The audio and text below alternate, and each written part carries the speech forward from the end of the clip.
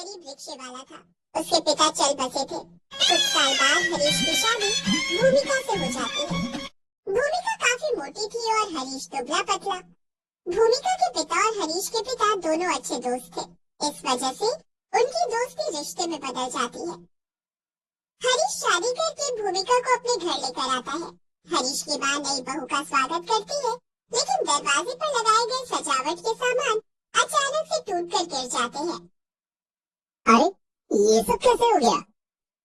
तभी घूंघट की आड़ से भूमिका बोलती है, इन पर मेरा हाथ पड़ गया था, इसलिए ये सब टूट गए। ये मेरे हाथ का वजन संभाल नहीं पाए।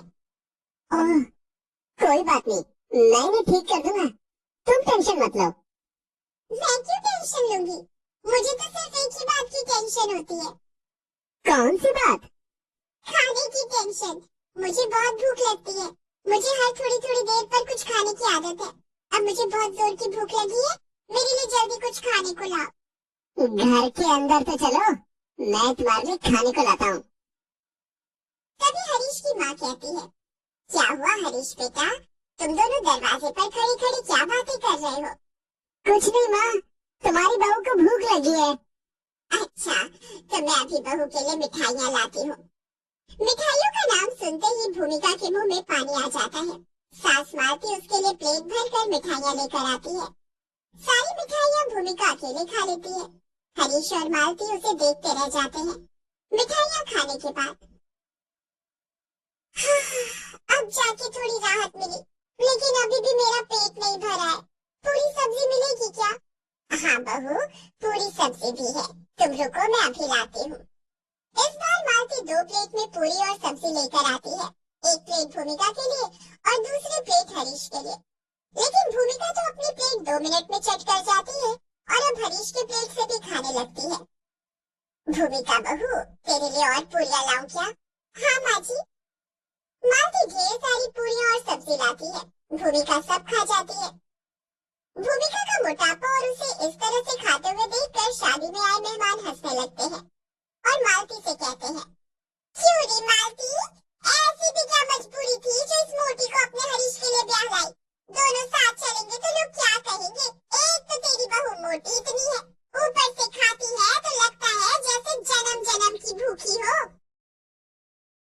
मालती मन में सोचती है, अब पता चला इसके मोटापे का राज। खाना इतना खाती है, ये तो महीने भर का राशन 2 दिन में खत्म कर देगी। हाय राम, हमारे तो खुद ही खाने पीने का कोई ठिकाना नहीं है। इस भुक्कड़ को इतना सारा खाना कैसे खिलाएंगे? मालती चाची से कहती है, सुमन चाची, हरीश के पिताजी ने भूमिका के पिता से वादा किया था कि हरीश की शादी भूमिका से ही करेंगे। हमने उसी वादे की लाज रख ली। हमें क्या पता था कि ये इतनी मोटी है। भूमिका का खाना देखकर मालती और हरीश टेंशन में आ गए थे। शाम को दुल्हन के मुंह दिखाई की रस्म पूरी हुई। रात को जब भूमिका और हरीश सोने के लिए अपने कमरे में गए तो भूमिका के भार से चारपाई टूट गई और भूमिका जमीन पर गिर गई।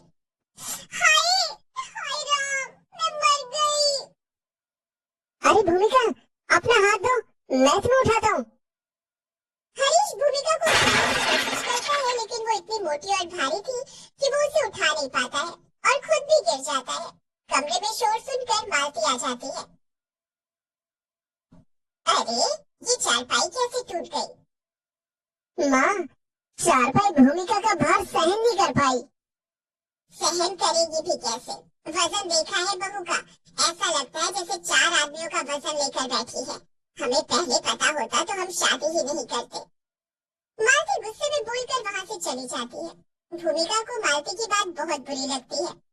हरीश भूमिका को सहारा देकर किसी तरह से उठाता है और टूटी हुई चारपाई हटाकर अलग रख देता है।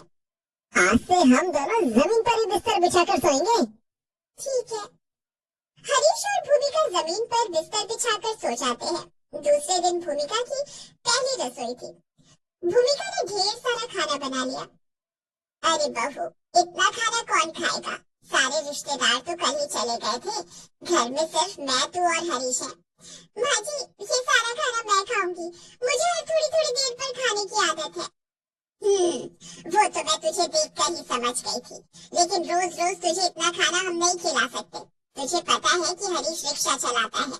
उसकी कमाई इतनी नहीं है कि तुझे ढेर सारा खाना रोज खिला सके। तुझे अपने खाने की आदत कम करनी होगी। ठीक है माँ जी, मैं कोशिश करूंगी। उस दिन से भूमिका कोशिश तो करती कि वो खाना कम खाए, लेकिन उससे हो ही नहीं पाता था। उसे हर थोड़ी थोड़ी देर पर भूख लग जाती थी। कुछ ही दिनों में घर का सारा राशन खत्म हो गया। धीरे धीरे करके कुछ महीने बीत गए। हरीश जो भी कमा कर लाता, भूमिका सब खाने पर खर्च कर देती। एक दिन हरीश काम से घर लौटा। माँ, खाना लगा दो, बहुत भूख लगी है। आज दिन भर कोई सवारी नहीं मिली, सारा दिन रिक्शे को लेकर खड़ा रहा, बहुत थकान हो रही है। खाना कैसे लगा दूं? घर में खाना ही नहीं बना। तभी भूमिका भागती हुई हरीश के पास आती है और कहती है, मुझे बहुत भूख लगी है, बाहर से मेरे लिए खाना ले आओ। मुझे तो कुछ समझ नहीं आ रहा है कि ये सब क्या हो रहा है। मैं बताती हूँ।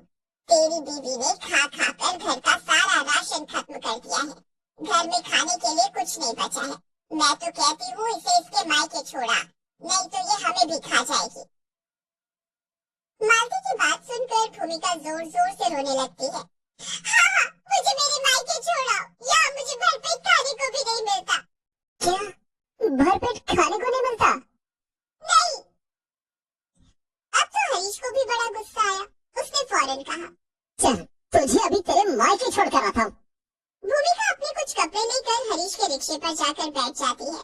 हरीश जैसे रिक्शा चलाने लगा, वो रिक्शा खींच ही नहीं पा रहा था। बड़ी मुश्किल से काफी जोर लगाकर उसने रिक्शा खींचना शुरू किया, लेकिन तभी और रिक्शा टूट गया। हे भगवान, किस घड़ी में मैंने इससे शादी की थी। गरीबी में आटा गीला हो गया। अब मैं कल से काम पर कैसे जाऊंगा? सुनिए जी, मुझे माफ कर दीजिए। तेरी वजह से मैं सड़क पर आ जाऊंगा। अब तो रिक्शा बनवाने के भी पैसे नहीं है मेरे पास, लेकिन तुझे तेरे मायके जरूर छोड़ कर आऊंगा। हरीश भूमिका को पैदल ही उसके मायके तक छोड़ने जाता है। चलते चलते भूमिका काफी थक जाती है। मैं थक गई हूँ, अब मुझसे नहीं चला जाता। गाड़ी कर लो जी। आप किसकी गाड़ी तोड़ना चाहती है? चुपचाप पैदल चल। किसी तरह दोनों चलते चलते भूमिका के घर पहुँचते हैं। भूमिका की माँ उन दोनों को देखकर बहुत खुश होती है।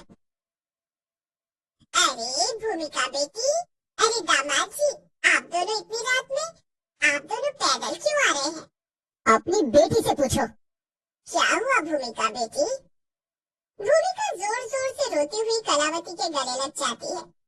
माँ, माँ मुझे वहाँ खाने को नहीं मिलता था। क्या क्या कहा? खाने को नहीं मिलता था? घर का सारा राशन खत्म करके कहती है कि खाने को नहीं मिलता था। अरे हमारे भूख मरने की नौबत आ गई है। मेरा रिक्शा भी तोड़ दिया। अब मैं क्या करूंगा? क्या कमाऊंगा? क्या खाऊंगा? बेटी और दामाद को इस तरह से लड़ता हुआ देखकर कलावती सारा माजरा समझ जाती है। दामाद जी, आप परेशान मत होइए, पहले बैठिए, मैं आप दोनों के लिए खाना लगाती हूँ। कलावती बेटी दामाद को खाना खिलाती है और एक पोटली में मालती के लिए खाना बांधकर हरीश को विदा करती है। कलावती एक डॉक्टर के घर में काम करती थी। उसे एक उपाय सूझा। अगली सुबह, भूमिका बेटी, अच्छा किया जो तू यहाँ आ गई। क्यों, क्या हुआ माँ? मैं जहाँ पर काम करती हूँ ना, उनकी बेटी की देखभाल के लिए उन्हें किसी की जरूरत है। कल से तू मेरे साथ काम पर चलना। ठीक है माँ। भूमिका दूसरे दिन कलावती के साथ काम पर जाती है। वहाँ उसने देखा कि उसकी तरह ही एक बेहद मोटी लड़की है। माँ, काम क्या करना होगा? बेटी, ये पारुल है, मेरे मालिक की बेटी। इसकी शादी हो गई थी, लेकिन मोटापे के कारण इसके पति ने इसे छोड़ दिया, जिस कारण ये पागल हो गई है। इसे भी तेरी तरह बहुत खाने का शौक था। क्या? पति ने छोड़ दिया, पागल हो गई? हाँ, अभी तो इसका घर पर इलाज चल रहा है, लेकिन ठीक नहीं हुई तो इसे पागल खाने भेजना पड़ेगा। पारुल की हालत देखकर भूमिका अपने बारे में सोचकर डर जाती है। मेरे पति भी मेरे मोटापे के कारण मुझे मायके छोड़ गए। कहीं उन्होंने भी मुझे हमेशा के लिए छोड़ दिया और मैं पागल हो गई तो? नहीं नहीं नहीं नहीं नहीं, मैं ऐसा नहीं होने दूंगी। उस दिन के बाद से भूमिका पारुल की देखभाल तो करने ही लगी, साथ ही उसने अपनी बार बार खाने की आदतों को कम कर लिया। वो रोज सुबह उठकर व्यायाम भी करने लगी। कुछ मोटापा कुछ कम हो गया। माँ, अब मैं ससुराल जाना चाहती हूँ। हाँ बेटी, जरूर जा। भूमिका अपने कमाए हुए पैसे लेकर ससुराल पहुंची।